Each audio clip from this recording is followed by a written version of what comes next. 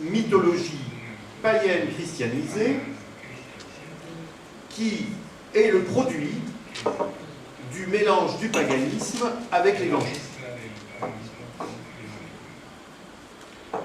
Donc, c'est quelque chose qui se rajoute à la tradition chrétienne et qui va constituer pendant très longtemps la base de la religion populaire. Alors, ces rites païens,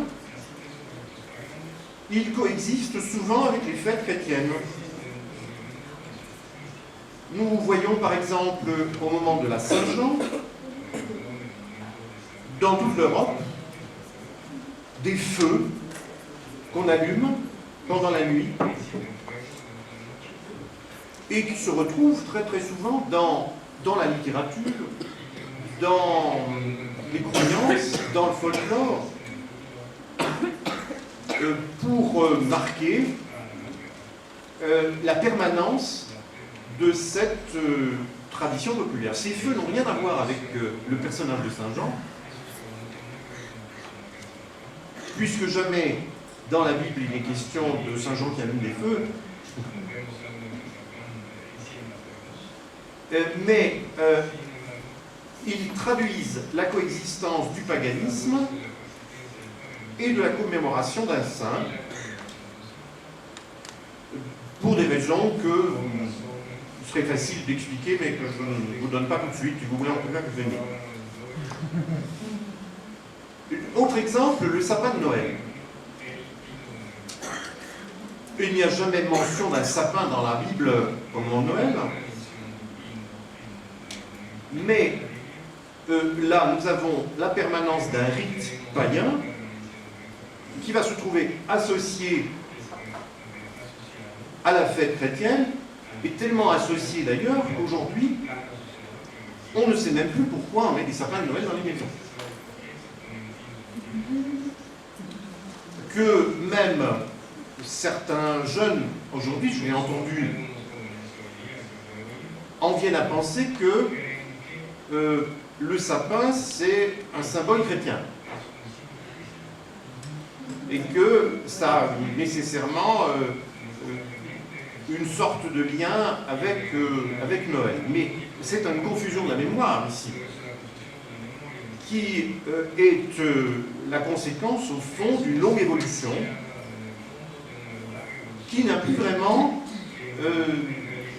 conscience de ses origines. Je peux prendre d'autres exemples en Europe. Il existe un saint qui est fêté le 3 février, le lendemain de la Chandeleur. Vous allez voir tout à l'heure dans le film une tradition populaire espagnole qui se passe encore aujourd'hui dans la région de la Mancha, au centre de l'Espagne, et qui confond la commémoration du saint avec de vieux rites païens qui, en particulier, ont une relation avec la nécessité de faire du bruit à un certain moment de l'année pour éloigner les mauvais esprits. Donc, ce saint s'appelle Blaise, en espagnol Blas, et il est réputé protéger les maladies de gorge, des maladies de gorge, c'est-à-dire il éloigne les maladies de gorge.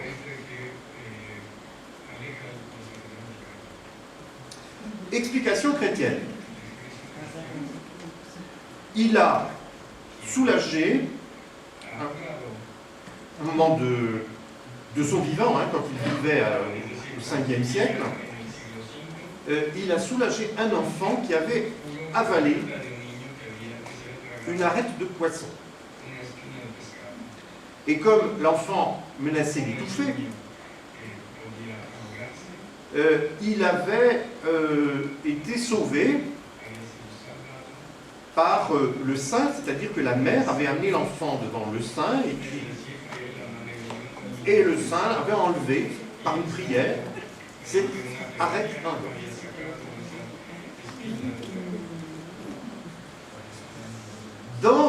Il serait intéressant de savoir, connaître la signification païenne de cet objet dans la gorge. Parce que nous avons des récits mythologiques païens, je précise, hein, qui sont construits sur ce modèle.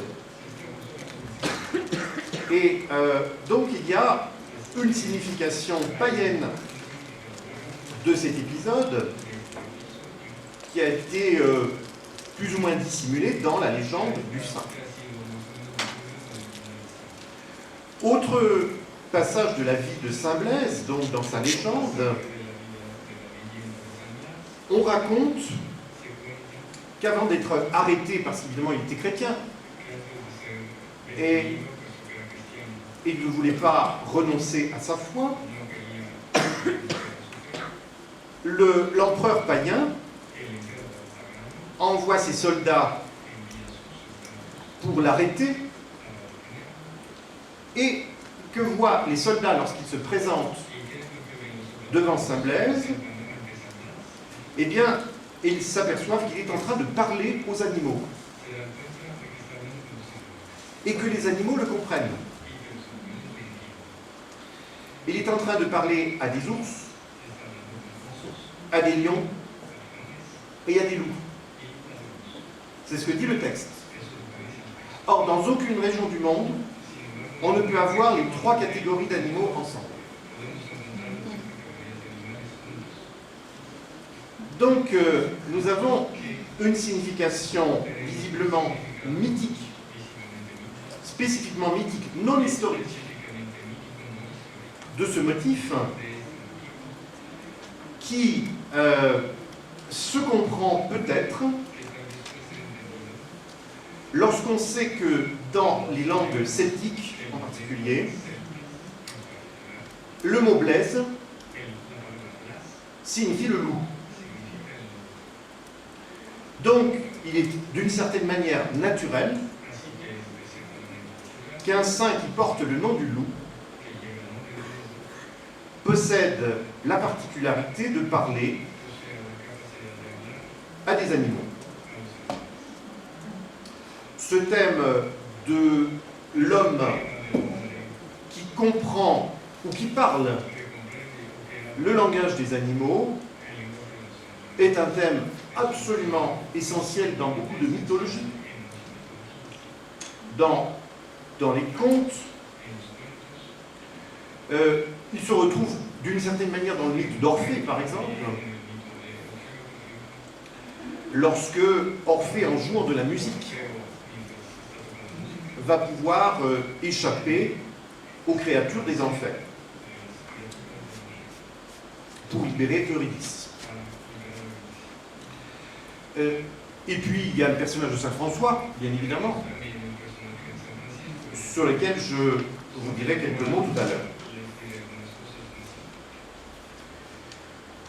Alors, il est très intéressant de remarquer que un grand écrivain français comme Rabelais, par exemple, a fixé au 3 février la naissance de son géant Gargantua.